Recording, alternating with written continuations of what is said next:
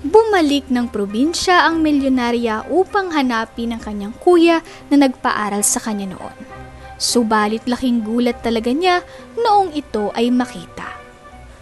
Magandang araw sa inyo mga kaserye. Ngayon ay buklatin natin ang panibagong pahina na naglalaman ng paksang sa likod ng tagumpay.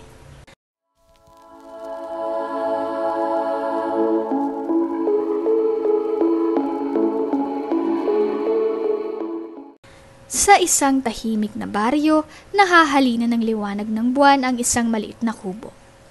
Dito naninirahan ang magkapatid na sina Isabela at Andres.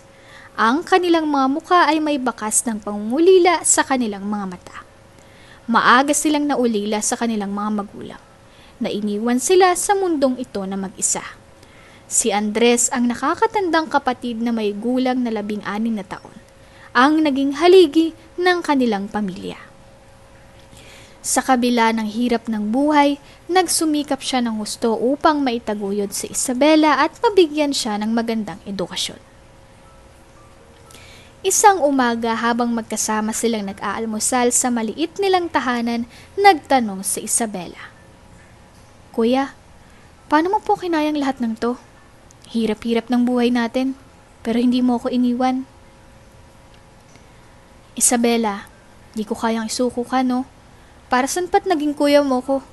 At saka nun pa man, ikaw ang rason ko kung bakit ako nagiging matatag. Kahit gaano man kabigat ang pasanin, hindi ko kayang iwanan ka. Kung hindi ako magpapatuloy, paano ka na? Sa simpleng sagot na iyon ni Andres, natutunan ni Isabela ang tunay na kahulugan ng sakripisyo at pagmamahal. Sa kabila ng hirap na kanilang dinaranas, sinikap ni Andres na itaguyod ang pag-aaral ni Isabela. Kahit na madalas silang pinagtatawanan ng ibang tao dahil sa kanilang kalagayan. Palagi siyang nandyan upang palakasin ang loob ni Isabela. Naisipin niyang lahat ng pagsubok ay pansamantala lamang. Pangako kuya, mag-aaral ako ng mabuti para sa'yo. At hindi ko malilimutan lahat ng ginawa mo para sa akin. Ngumiti si Andres. Salamat Isabela. Alam mo naman ang kinabukasan mong tanging gantimpala ko. Gagawin kong lahat para makita kang umangat. At sa kabila ng lahat, hindi nagbago ang dedikasyon ni Andres kay Isabela. Ang mga simpleng sandali nilang magkasama ang nagbigay sa kanya ng lakas upang magpatuloy sa kabila ng hirap ng buhay.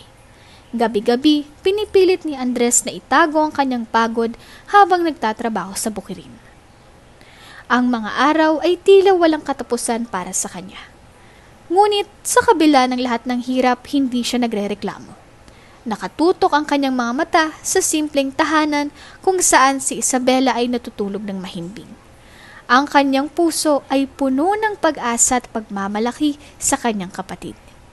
Kahit na ang kanyang mga katawan ay tila nauubos na sa pagod. Kuya, ba't hindi ka pa natutulog? Haba na ng oras mo sa pagtatrabaho ah. Wala to Isabela. Kailangan ko lang tapusin to bago magmadaling araw.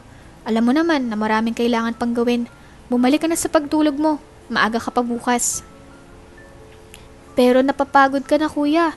Di mo na kailangan pang gawin lahat ng to ng mag-isa. Pwede mong ipasa sa akin ang ilan sa mga trabaho mo dito. Kaya ko naman eh. Isabela, ayokong mag-alala ka sa bagay na to. Ang trabahong to ay para sa akin at hindi sa'yo dahil babae ka. Ang importante, ayos ang lahat para sa'yo. Dahil gusto kong makita kang maayos at masaya. Kaya kahit gaano pa kapagod, okay lang. Tugon ni Andres na tuloy pa rin sa pagtatrabaho. Pero hindi mo rin naman kaya lahat kuya eh. Kailangan mo pa rin ng pahinga. Hindi mo ba naiisip na baka magkasakit ka kung patuloy ka nagtatrabaho ng ganitong oras? Nag-aalalang sagot ni Isabela. Alam ko. Pero hindi ko magagampanan ang responsibilidad ko kung hindi ko to gagawin. Kailangan kong maging matatag para sa'yo, kahit gaano pa to kahirap. Salamat kuya, alam kong mahal na mahal mo ko. Pero kuya, huwag mong kakalimutan ang sarili mo ha. Ako ang magiging masaya kapag nasa mabuting kalagayan ka rin. Ay, alam mo Isabela, yung mga araw na ganito, hirap talaga. Pero pag nakikita ko yung mga ngiti mo, yung tahanan natin, nawawala ang pagod ko dahil lahat ng to ay para sa'yo.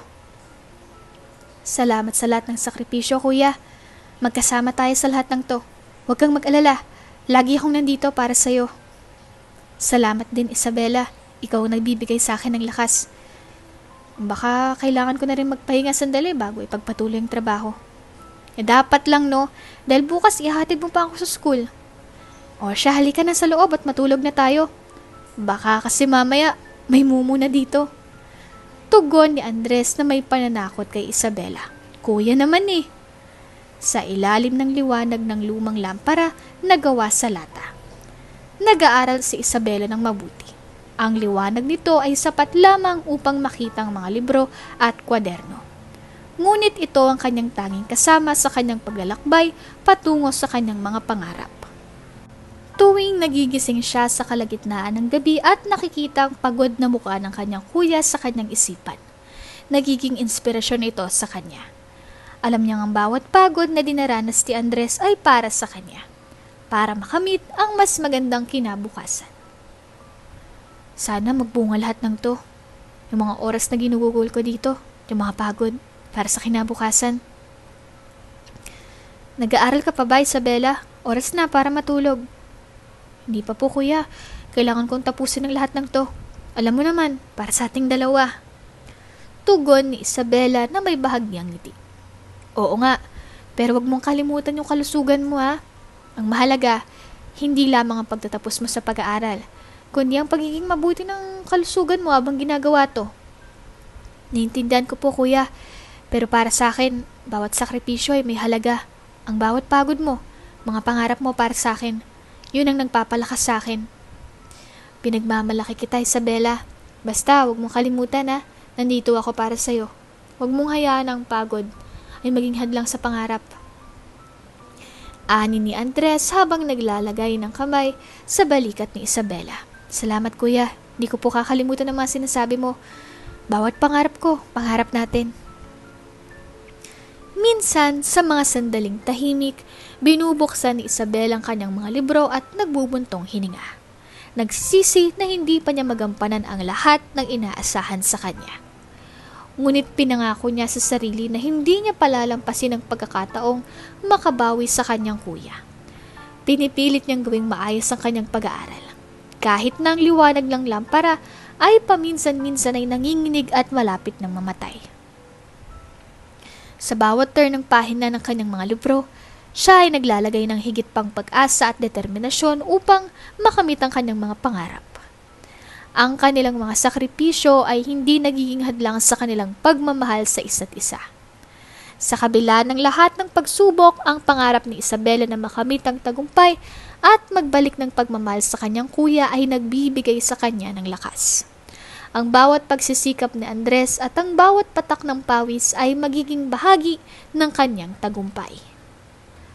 Nang makapagkolehiyo si Isabela, isang mahalagang bahagi ng kanyang buhay ang natapos. Ngunit alam niyang hindi doon natatapos ang kanyang laban. Pagkatapos ng matagal na pagsusumikap at dedikasyon, dumating ang pagkakataon na magtrabaho siya sa ibang bansa. Ang balitang ito ay nagbigay sa kanya ng bagong sigla at pag-asa para sa mas magandang kinabukasan. Bago siya umalis, naglaan siya ng oras para sa isang huling pag-uusap ng kanyang kuya. Sa kanilang munting tahanan na puno ng mga alaala ng kanilang pagsasama. Nakaupo sila sa harap ng lumang lamesa, kung saan dati nilang pinagsasaluhan ang bawat tagumpay at hirap. Kuya, simulang wika ni Isabela. Ang boses ay nagtatago ng emosyon. Alam mo ba, di ko makakalimutan lahat ng ginawa mo para sa akin. Lahat ng sakripisyo mo para makapagtapos ako ng kolehiyo. Ngayon, kuya, nabigyan kasi ako ng pagkakataon na magtrabaho sa ibang bansa eh. Pero kuya, pangarap ko hindi lang para sa akin, kundi para sa iyo rin. Ang kanyang kuya ay tumingin sa kanya ng may malalim na pagmamalasakit. Isabela, sagot niya ng may malumanay na tinig. Huwag mong isipin na kailangan mong makabawi agad. Pinakamahalaga, magtagumpay ka at maging masaya sa ginagawa mo. Lahat ng sakripisyo ko, dahil naniniwala ako na makakaya mo ang lahat ng to. Huwag mong kalimutan ng pinagmulan mo. Huwag mo rin kalimutang ituloy ang mga pangarap mo. Ngumiti si Isabela na nagtatago ng luha sa kanyang mga mata. Pangako ko, kuya, na balang araw, hindi lamang mga pangarap kong magiging totoo, kundi pati na rin ang lahat ng nais mong makamtan. Hindi kita pababayaan. Lagi kitang tatawagan, kuya, at gagawin kong lahat ng makakaya ko para mabigyan ka ng buhay na nararapat sa'yo. Kumapit ang kanyang kuya sa kanyang mga kamay. Ang mga mata ay punong-puno ng pagmamalaki at pagmamahal. Mag-ingat ka doon, Isabela. Ipadama mo sa bawat hakbang mo. Kasama ako sa tagumpay. Alam kong magiging matagumpay ka at sa araw na magbalik ka, magiging masaya akong makita kung ano yung nakamit mo. Dahil dito, umalis si Isabela na puno ng determinasyon. Sa bawat hakbang na tinatahak niya sa ibang bansa, dala niya ang pangako ng kanyang kuya. At bawat tagumpay na kanyang nakamit ay alay niya sa taong nagbigay sa kanya ng pagkakataon na mangarap at umabot sa kanyang mga pangarap. Nang makaalis si Isabela, naiwang mag-isa si Andres sa kanilang munting tahanan sa baryo nila. Ang bahay na dati puno ng tawanan at kwentuhan ngayon tila nakalubog sa tahimik na kalungkutan. Ang bawat sulok ng bahay ay puno ng alaala ng kanilang pinagsaluhan. Ang mga masilayan nilang pag-uusap sa harap ng mesa. Ang mga gabi na magkasama silang nanonood ng mga bituin sa kalangitan. At ang mga oras na kanilang tinutulungan ng isa't isa sa mga gawaing bahay. Ngayon, habang nag-iisa, nagmumuni-muni si Andres sa mga naging karanasan nila ni Isabela. Umupo siya sa kanyang lumang upuan sa tabi ng bintana at masusing pinagmasdan ng tanawin. Ang mga ulap ay tila sumasalamin sa kanyang damdamin. Ang hirap ng pagiging mag-isa ngunit puno ng pag-asa para sa hinaharap ng kanyang kapatid. Isabela, mahina niyang bulong sa sarili. San ka na kaya? Anong mga bagong karanasan mong dinaranas mo ngayon? Sana masaya ka dyan. Napakahalaga mo sa akin. At ang ginawa ko para sa'yo, di ko pagsisisihan. Hindi maiwasan ni Andres na balikan ang mga lumipas na taon. Naaalala niyang mga pagsubok na kanilang pinagdaanan. Ang mga araw na wala silang pera. Ngunit hindi nagkulang ng pagmamahalan at suporta sa isa't isa. Naalala niya rin ang mga pangarap ni Isabela. Ang pangarap niyang makapag-aral at makamit ang tagumpay. Na isang dahilan kung bakit siya nagtrabaho ng mabuti. Ngayon, nakarating ka na sa pangarap mo. Patuloy niyang sinasabi sa kanyang sarili. At ako, dito sa bahay, maghihintay sa'yo. Di ko alam kung gaano katagal ang paghihintay. Pero ang importante, natupad mo ang pangarap mo. Paminsan-minsan tumatawag si Isabela sa ibang bansa. Sa bawat tawag, naririnig ni Andres ang saya sa boses ng kanyang kapatid. At kahit malayo, pakiramdam niya ay nasa tabi pa rin siya nito. Sa kabila ng pisikal na distansya, ang kanilang pagmamahal at pag-uusap ay tila nagsisilbing tulay na nag-uugnay sa kanilang puso. Kuya, kumusta ka na? Tanong ni Isabela sa isang tawag. Napuno ng pagmamalasakit. Okay naman ako, Isa. Sagot ni Andres na may malalim na pagnanasa na maging matatag para sa kanyang kapatid. Buhay dito tahimik lang. Pero may umaasa akong makita ka muli. Balang araw, magkikita tayo ulit, kuya. Sagot ni Isabela na may tinig ng pag-asa. Pangako, kuya, gagawin kong lahat para makabawi sa'yo sa lahat ng ginawa mo para sa akin. Sa simula ng kanyang bagong buhay sa ibang bansa, masaya si Isabela sa kanyang trabaho at mga bagong karanasan. Ang bawat araw ay puno ng excitement at bagong oportunidad at tila napakabuti ng lahat para sa kanya. Ang kanyang mga tawag sa kanyang kuya, si Andres ay palaging puno ng pagmamalaki at kasiyahan. Ngunit kapag tinatawagan niya ang kanyang kuya, palaging tumatanggi si Andres sa anumang pabor o tulong na inaalok ni Isabela. Isabela, hindi ko kailangan ng anuman, sabi ni Andres sa isang tawag. Ang kanyang boses ay may kasamang pagod, ngunit naglalaman ng pagmamalaki. Gusto kong mag-focus ka sa sarili mo at sa mga pangarap mo. Huwag mong alalahanin ang mga bagay na hindi mo kayang ibigay. Nagmumula sa mga salitang iyon. Tila nagiging malinaw ng layunin ni Andres ay masiguradong magtagumpay si Isabela sa sarili niyang paraan. Sa bawat pagkakataon na siya ay nagtanong, palaging may paliwanag si Andres kung bakit hindi siya maaaring tumanggap ng tulong. Isabela, ang mahalaga nagtatagumpay ka. Sapat na yung malaman kung masaya ka sa ginagawa mo. Sa paglipas ng mga buwan at taon, habang unti-unting bumabalik ang isang bahagi ng buhay ni Isabela, tila nalimutan niya ang kanyang pinagmulan at ang kuya niyang magbigay ng laan para sa lahat. Ang kanyang buhay ay napapalimutan ng luho at kasiyahan. Ang mga magagarang lugar at bagong karanasan ang pumapalit sa kanyang mga alaala ng pagtulong ni Andres. Mula sa mga magarang restaurant, designer ng mga damit hanggang sa mga luxurious na biyahe, nagkaroon siya ng pagkakataong maranasan ang mga bagay na dati niyang pinapangarap lamang. Ang bawat araw ay tila isang pagdiriwang ng kanyang mga tagumpay. At tila ang kanyang buhay ay punong-puno ng kagalakan at mga malamig na pag-uusap sa telepono at mga mensahe na nagtatanong sa kalagayan ng kanyang kuya ay unti-unting naglalaho. Alam mo, Bessie, ang lahat ng to, yung mga magagarang lugar, mga designer na damit, yung mga luxurious na biyahe, parang isang panaginip. That's true, Bessie. But wait, ano palang pinaka-paborito mong karanasan sa lahat ng to? Tanong ng best friend ni Isabela. Siguro yung pagpunta natin sa Paris. Ang ganda ng Eiffel Tower sa gabi. At yung pagkain sa mga Michelin-starred na restaurant. Nakaka-overwhelm, grabe. Ang saya, di ba? Tingin mo ba, lahat ng to ay nabayaran yung mga sakripisyo mo dati? Tanong ng isa pa niyang best friend. Oo, siguro nga. Pero kahit na sa lahat ng kaligayahan na to, minsan iniisip ko pa rin kung paano ko mababalik ang lahat ng yun, yung mga simpleng bagay na dati kong pinapahalagahan. Minsan ganun talaga, di ba? Yung kapag nakakaranas ka ng bagong bagay, nauuwi kang nagmumuni-muni kung paano ka nagsimula. Pero mahalaga, nagiging bahagi ka pa rin ng buhay natin. Tama ka dyan. At sa totoo lang, hindi talaga ako makapaniwala na isa ka ng millionaire, Isabela. Grabe. Pero ang importante, nagkakaroon ka pa rin ng time na ibalik ang sarili mo sa mga bagay na nagbibigay ng tunay na kahulugan sa'yo. Tama? I guess, sa kabila ng lahat ng mga tagumpay at kasiyahan, ang tunay na halaga ng buhay ay nasusukat pa rin sa mga bagay na nagbibigay ng tunay na saya at kagalakan sa puso natin. Isang araw habang nakaupo siya sa kanyang marangyang kondo, natanaw niyang isang lumang larawan ni Andres sa kanyang telepono. Sa kanyang pagtitig sa larawan, napagtanto niya na ang anino ng kanyang kuya ay unti-unting nawawala sa kanyang alaala.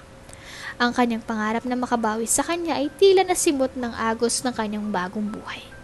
At siya ay nagising sa katotohanan ng unti-unti niyang nakalimutan ang taong nagbigay sa kanya ng lahat ng pagkakataon na siya ay nasa kinalalagyan niya ngayon. Nagsimula siyang mag-isip at nagkaroon ng malalim na pagninilay. Hindi ko na dapat hinahayaan mawala ang mga alaala ni Kuya Andres. Kailangan kong gumawa ng paraan para ipakita sa kanya na hindi ko siya nakakalimutan. Isang araw habang abala si Isabela sa kanyang trabaho sa ibang bansa, nakatatanggap siya ng isang tawag mula sa kanilang dating kapitbahay sa baryo. Ang boses ng kapitbahay ay naglalaman ng pag-aalala at malalim na kalungkutan habang isinasalaysay ang kalagayan ni Andres. Ang kanyang kuya. Isabela, napag-alaman ko na kahit may edad ng Kuya Andres mo at sa kanyang lumalalang kalusugan, di pa rin siya humihinto sa pagtatrabaho. Patuloy pa rin siya sa maliit na negosyo para sa sarili niya. Napakahirap na ng sitwasyon niya ngayon at naisip kong kailangan mong malaman to. Ang balitang iyon ay tila isang malamig na dakok sa puso ni Isabela. Ang mga alaala ng kanyang kuya na nagtrabaho ng mabuti para sa kanyang kinabukasan ay nagbalik sa kanya. Tumingin siya sa paligid ng kanyang magarang kondo sa ibang bansa. Ngunit ang kaginhawaan na iyon ay hindi nagtagal sa kanyang puso. Ang pag-aalala at pagsisisi ay agad na sumagis sa kanya. Nang dumating si Isabela sa kanilang baryo, agad niyang naisip na ang kanyang pagbalik ay magiging isang pagkakataon para muling makapiling ang kanyang kuya at bigyan siya ng ginhawa. Ngunit pagdating niya, nagulat siya sa kalagayan ng kanyang kuya. Ang mga mata ni Andres ay puno ng pagod at sa kabila ng kanyang edad, nagpatuloy pa rin siya sa pagtatrabaho ng mabigat. Ramdam ni Isabela ang bigat ng sakripisyo na pinagdaraanan ng kanyang kuya, na tila bang bawat patak ng pawis nito ay isang piraso ng kanyang dedikasyon. Naglakad si Isabela patungo sa bahay na minsang kanilang tinirahan. At sa bawat akbang ang kanyang puso ay tila bumigat. Nang makita niya si Andres na naglilinis ng bakuran, hindi niya napigilang mapansin ang kanyang payat na katawan at mga linya ng pagod sa kanyang mukha. Nakita niyang nagtatago ang kanyang kuya ng kalungkutan sa likod ng kanyang mga ngiti, na lalo pang nagpabigat sa puso ni Isabela.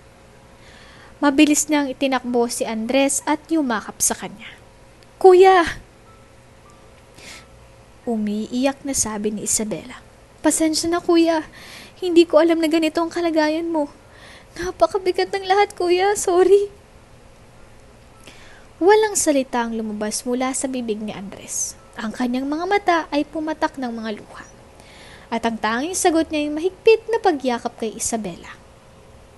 Sa mga sandaling iyon, tila bang buong mundo ay nawala at tanging ang kanilang pagkakakilala at pagmamahal ang nagbigay ng kalakasan sa kanilang mga puso.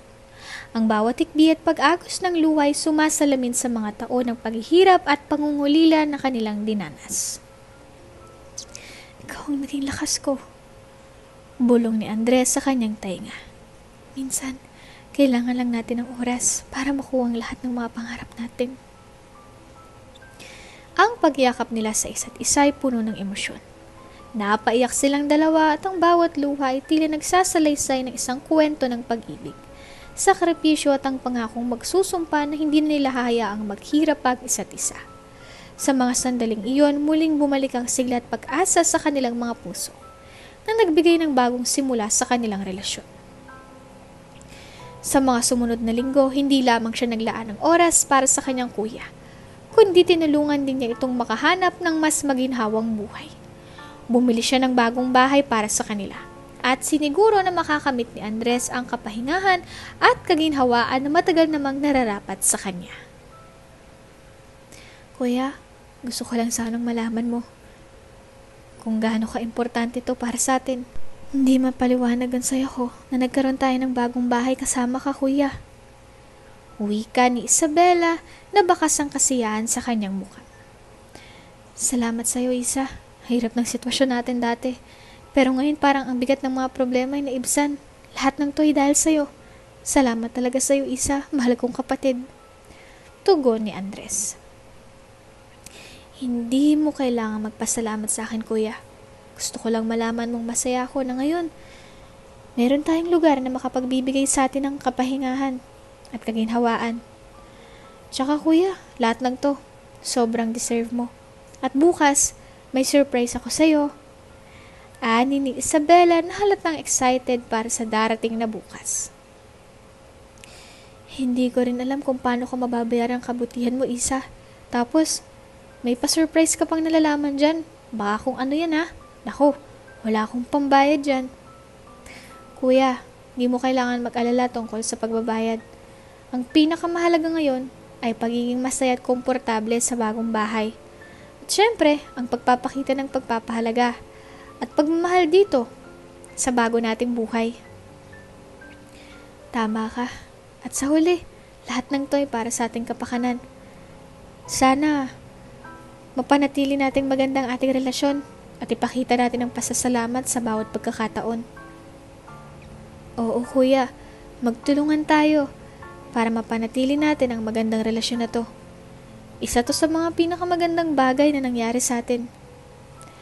Pero matanong ko lang, Isa, paano ng trabaho mo sa ibang bansa?" Tanong ni Andres na nag-aalala. "Kuya, huwag mo nang isipin yun. Yung trabaho ko doon, kaya kong dalhin kahit saan ako magpunta." "Bakit?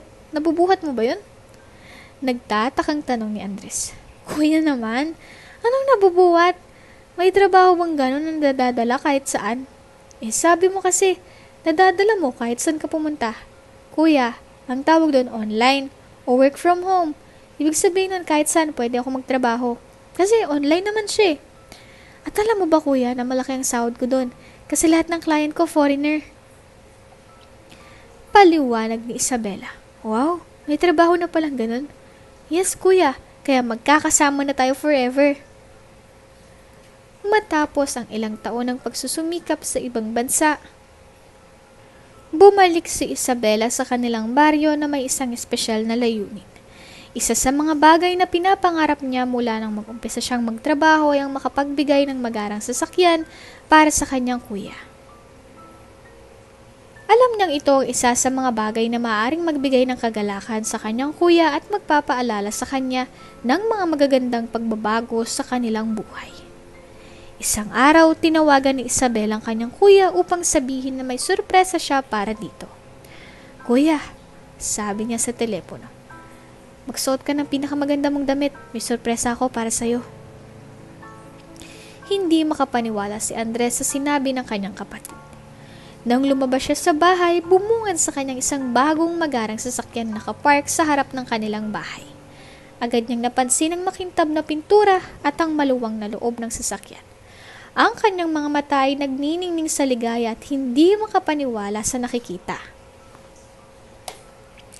Naku, Isabela, ito pa yung surprise mo?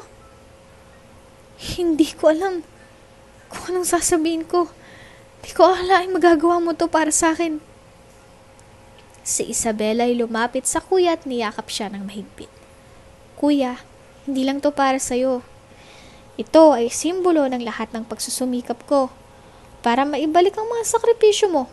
Gusto kong maranasan mong maginhawang buhay na hindi mo naranasan dati. Ito ang unang hakbang. Habang binabaybay nila ang kanilang bagong buhay, sinigurado ni Isabela na maayos ang lahat. Binago nila ang kanilang buhay at bumili ng mga kasangkapan na magbibigay ginhawa sa kanilang araw-araw na buhay. Isang bagong simula ang kanilang tinahak. At unti-unting bumalik sa maayos na estado ang kanilang buhay. Ang kaligayahan ay muling nagbalik sa kanilang bahay, na puno ng tawa at pagmamahal. Isang araw, habang tahimik na nagpapahinga sina Andres at Isabela sa isang tambayan sa harap ng kanilang bahay mismo, may dalawang batang lumapit sa kanilang harapan. Ang mga bata ay magkaakbay at ang kanilang mga mata ay puno ng pangungulili at gutom. Nakasuot sila ng luma at basang damit. At sa bawat hakbang na kanilang ginagawa, tila bang lupa sa kanilang mga paa ay naging palamuti ng kanilang pangungulila. Lumapit ang batang babae na tila may 3 taon. At ang kanyang kapatid na may tinatayang nasa 5 taon sa magkapatid. Ang batang babae ang nagpasimula ng pag-uusap. Ate, kuya, kami po ay humingi ng tulong. Wala po kaming makain at wala na pong ibang magagawa pang aming mga magulang. Pwede po bang makahingi ng pambili ng pagkain? Kahit 5 piso lang po. Tiningnan ni Andres at Isabela ang mga bata. Ang kanilang mga puso ay agad na napuno ng awa. Ang magkapitbahay na kanilang tinutulungan ay palaging may ganitong mga sitwasyon. Ngunit hindi nila ito pinababayaan. Si Andres na may malalim na paggalang sa pagiging mapagbigay ang unang nagsalita. Pasensya na mga bata, pero di kami basta-basta nagbibigay ng sa mga nagpapalimos. Pero maaari namin kayong tulungan sa ibang paraan. Tumango si Isabela na agad na naisip ang isang ideya. Ba't hindi kayo umupo muna dito sa harapan namin? Naghahanda kami ng makakain para sa inyo. Habang naghihintay kayo, maaari nyo bang sabihin sa amin kung paano kayo napadpad dito? Habang ang mga bata ay naghintay sa ilalim ng lihim ng kanilang maliit na tambayan, nagsimulang magluto sina Andres at Isabela. Habang ginagawa nila ito, tinanong ni Isabela ang mga bata tungkol sa kanilang pinagmulan. Saan kayo nakatira? Paano kayo naparito? Ang batang babae na tila nahihiya ay nagsimulang magkwento. Kami po ay mula sa isang maliit na lugar sa tabi ng kagubatan. Ang aming pong mga magulang ay may sakit po at hindi na po makapagtrabaho. Kaya po kami naglalakbay ng malayo para humingi ng tulong. Nagbigay ng malalim na buntong hininga si Andres at tumingin kay Isabela. Mukhang kailangan natin silang tulungan, hindi lang sa pagkain kundi pati na rin sa kalagayan. Matapos ang ilang minuto, nagsalo-salong magkakapatid sa mga bata at nagbigay ng simpleng pagkain sa kanila. Isang mainit na sabaw at tinapay. Habang nagkakainan sila, patuloy ang pag-uusap ni Isabela sa mga bata na may halong pag-aalala at pagnanais na makatulong. "Salamat po," sabi ng batang lalaki, habang dahan-dahang kinukuha ang tinapay mula sa kamay ni Isabela.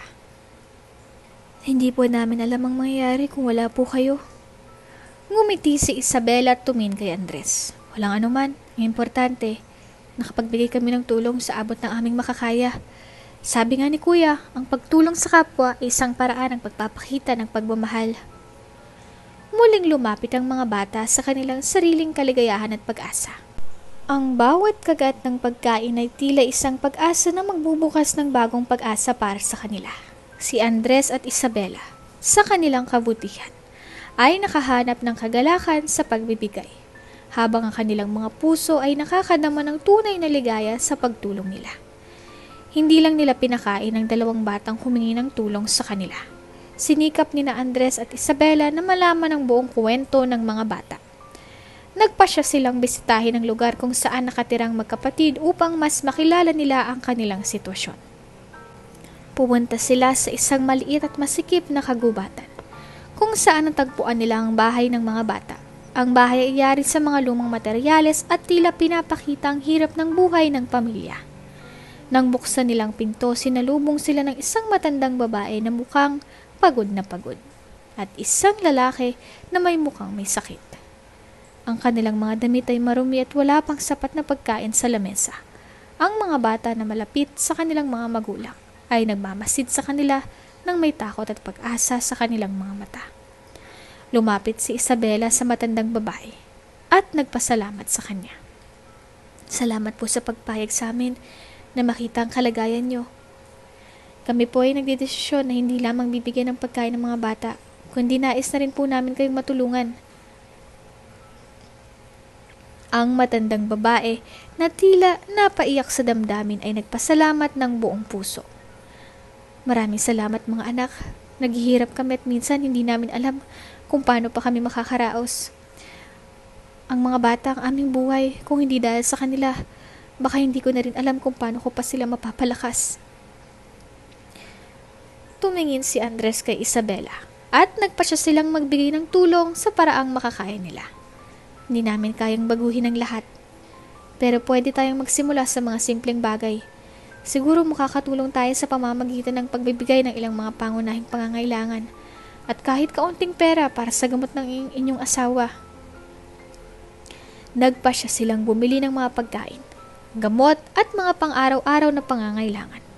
Bukod dito, tinulungan nilang pamilya na mag-ayos ng ilang bahagi ng kanilang bahay at nagbigay ng ilang tips kung paano makakahanap ng mas mahusay na pinagkukuhaan ng kita.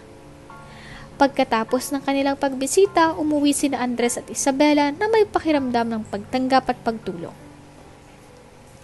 "Alam mo, Isa, hindi lang nila kailangan ng material na tulong, kundi suporta at malasakit.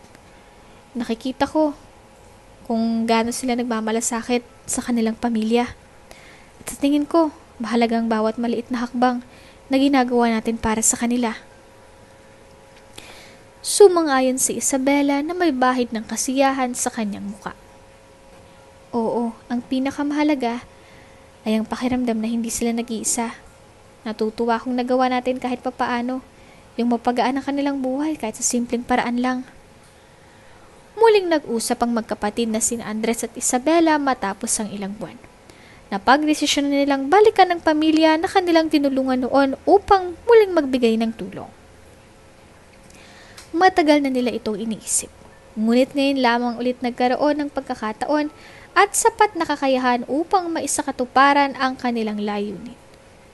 "Isabela, naalala mo ba yung pamilyang tinulungan natin noon? Yung dalawang bata na pumunta dito sa bahay? Sa tingin ko, oras na para balikan natin sila." "Oo, kuya. Hindi ko sila nakalimutan. Gusto kong matulungan sila, katulad ng pagtulong mo sa akin. Kailangan ipagpatuloy natin ang nasimulan natin." Nagplanong magkapatid na bumalik sa dating pinuntahan nila noon upang hanapin ang pamilyang iyon. Sa kanilang pagdating, nakita nilang nakatira pa rin ang mga bata sa parehong lumang bahay na halos gumuho na. Nakita nilang 2 bata ngayon ay malalaki na. Pero ang kahirapan ay kitang-kita pa rin sa kanilang mga mata. Andres, Isabela, hindi namin akalaing babalik kayo. Sabi ng panganay na si Juan, na ngayon ay isang binata na. Napakahirap ng aming buhay, mula nung nawala si nanay at tatay. Pero hindi namin kayo nakalimutan. Lumapit si Andres at hinawakan ang balikat ni Juan. Ano? Wala nang nanay at tatay nyo? Gulat na tugon ni Andres. Kailan pa? At anong nangyari? Nag-aalalang sagot ni Isabela. Pareho pong nagkaroon ng malubhang sakit si nanay at tatay. Nauna po si tatay na nawala. Tapos, nung makaraang linggo lamang po ay sumunod si nanay. Siguro po hindi na kinaya ni nanay na wala na po si tatay. Umiiyak na sagot ni Maria, kapatid ni Juan. Nakikirami kami sa inyo, Juan at Maria. Pasensya na rin kung ngayon lang ulit kami nakabalik dito. Huwag kayong mag-alala. Nandito kami para tumulong muli. Juan, Maria, hindi namin kayo pababayaan. Papaayos namin ang bahay nyo para mas maging maayos at panatag ang pamumuhay. Salamat, Kuya Andres at Isabela. Malaking tulong to para sa amin. Sabi ni Maria na ngayon ay dalagitan na. Hindi lamang yon. Ipagpapatuloy namin ang inyong pag-aaral. Gusto naming matupad ang mga pangarap nyo. Gagawin namin ang lahat para matulungan kayo. Talaga po. Maraming salamat po, Kuya Andres at Ate Isabela. Tugon ni Maria na naiiyak. Salamat po talaga sa inyo, Ate at Kuya. Grabe, totoo po talagang napakayaman niyo po. Kahit sino po ay kayang-kaya niyo pong tulungan. Mga bata, hindi niyo kailangan magpasalamat ng ganyan. Saka na lang siguro kapag cum laude at magna cum laude na kayo pareho. Parang hirap naman po nun, Kuya Andres. Naku, tong si Kuya naman, tinakot mo yung bata eh. Huwag kayong makinig sa kanya, okay? Kasi Kuya Andres nyo ay kinder lang. Hoy, nakagraduate ako ng high school ah. Isabela, ikaw talaga, pinapahiya mo ako eh. Kuya, joke lang naman. Basta Juan at Maria, hindi nyo kailangan maging cum laude o magna pa yan, ha? Okay? Mahalaga sa amin na makita kayong umaakyat na sa stage. Sa loob ng 1 linggo, ipinagawa ni na Andres at Isabela ang bahay ng mga bata. Nilagyan ng matibay na bubong, mga pader at lahat ng kailangang kagamitan upang maging komportable ang pamumuhay ng magkapatid. Nag-enroll din sila sa isang magandang paaralan upang masiguro ang kanilang edukasyon. Isabela, ganda ng nagawa natin, no? Sabi ni Andres isang gabi habang nakaupo sila sa harap ng bagong bahay ng mga bata. Hindi lamang natin sila natutulungan, nabibigyan rin natin sila ng bagong pag-asa. Tumango si Isabela at ngumiti. Oo kuya, sa wakas, nagawa rin natin ang ating pangako. Sana maging inspirasyon sila sa iba, katulad ng naging inspirasyon ka sa akin. Magkayakap nilang tinanaw ang maliwanag na kinabukasan para kina Juan at Maria. Alam nilang ang bawat sakripisyo ay sulit at ang bawat pangarap ay abot kamay na. Sa isang maluwag na sala ng kanilang bagong bahay, nagtipo ng magkapatid na sina Andres at Isabela. Ang paligid ay puno ng marangyang kagamitan at magagandang dekorasyon, mga simbolo ng tagumpay na kanilang natamo.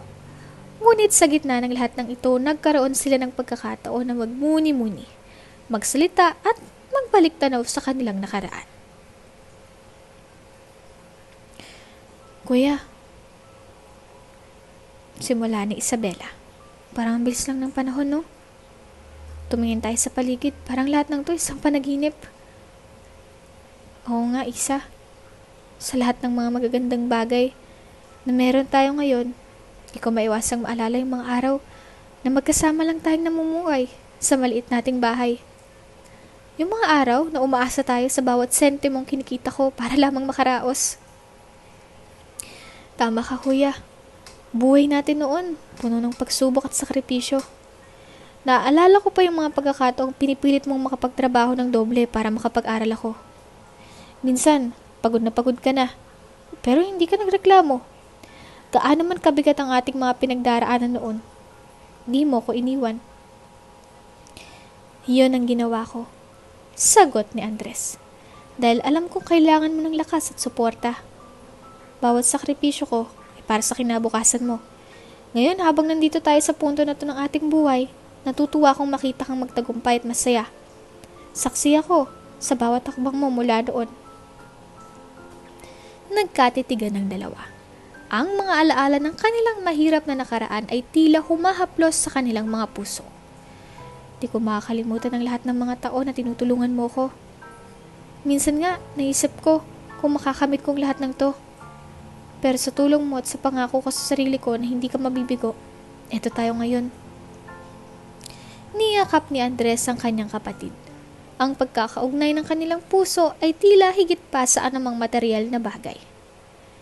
Tandaan mo, Isa, ang tunay na halaga ng lahat ng ito ay hindi sa mga bagay na meron tayo kundi sa pagmamahal at suporta mula sa isa't isa. Hindi ko malilimutan ang lahat ng pinagdaanan natin. Salamat sa lahat, Kuya. Habang patuloy tayo magtatagumpay, kasama mo ko sa bawat hakbang. Habang nag-aalaga siya kay Andres, ang kuya niyang laging nagbigay ng inspirasyon at suporta sa kanya, ipinakita ni Isabela ang buong puso niyang dedikasyon. Naglaan siya ng oras sa pagsisikap upang mapabuti ang kalagayan ni Andres at makabawi sa lahat ng pinagdaraanan nito. Kuya, ito ang bagong simula ng bagong yugto para sa atin. Sabi ni Isabela habang tinutulungan si Andres sa kanyang mga pangangailangan. Isa, alam kong hindi mo to kayang gawin mag-isa. Ngunit ang pagmamahal mo at pagsusumikap, higit pa sa sapat. Nagtrabaho si Isabela ng mabuti upang magtayo ng magandang kinabukasan para sa kanilang dalawa. Pinasimulan niyang mga proyekto na makakatulong sa kanilang komunidad at ginawang sentro ng kanilang buhay ang kanilang bagong bahay. Isang simbolo ng kanilang tagumpay at pagsasama. Sa bawat araw na lumilipas, ang kanilang relasyon ay lalo pang lumalim, puno ng pagmamahal at pagkakaintindihan. Kuya, hindi ko na ipagkakait sa iyong lahat ng mga bagay na maibibigay ko. Ito ang pagkakataon na magpasalamat sa lahat ng ginawa mo para sa akin. Lahat ng to para sa iyo, Isa. Napakasarap na malaman na magkasama tayo nagtatrabaho para sa isang mas magandang kinabukasan. Salamat sa pagtupad ng pangako, ha? Sila'y nagpatuloy sa kanilang pag-uusap. Muling binabalikan ang mga alaalang magkasama nilang pinagdaraanan. Ang marangyang buhay na kanilang tinatamasa ngayon ay isang patunay ng kanilang pagtutulungan at pagmamahalan. Isang kasaysayan ng pag-asa at pagsisikap na magkasama nilang tinahak. Dito ko na nga po isasara ang kabanatang pinamagatang Sa Likod ng Tagumpay.